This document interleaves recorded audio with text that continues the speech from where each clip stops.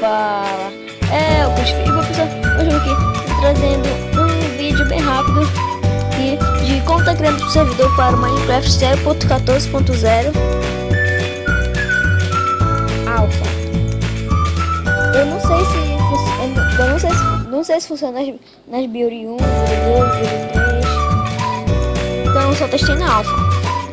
Então eu vi esse vídeo aqui no canal do Robwood. Então o canal do Robwood vai estar na descrição, o crédito para ele. Eu vi esse vídeo no canal dele, então vou estar trazendo para vocês. Que esse daqui é o servidor. Você vai entrar no link aí na descrição que eu vou estar deixando, que é o instantmc.com. Você está aqui no servidor. Então quando você for criar o servidor, você vai apertar nesse bloco de grama, vai apertar e vai estar carregando isso daqui. Quando carregar, vai aparecer o IP e a porta. Para poder você jogar com seu amigo, você vai ter que mandar o IP para ele. Ele vai estar adicionando, vocês vão jogar normal. Então tá carregando aqui, galera. É que a internet aqui de casa tá bem ruim.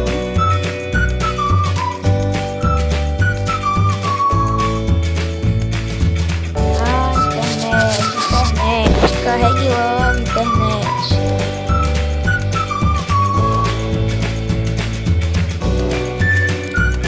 Então galera, se você gostar desse vídeo de como tá criando o servidor, deixa o like porque ajuda muito o canal e na divulgação dele também.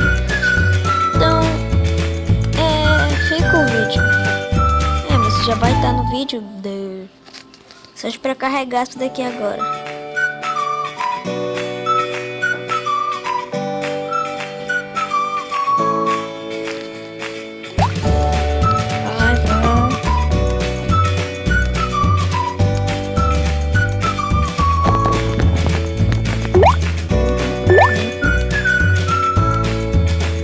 Vou ter que carregar de novo, então você vai apertar esse bloco de grama. Ah, meu Deus,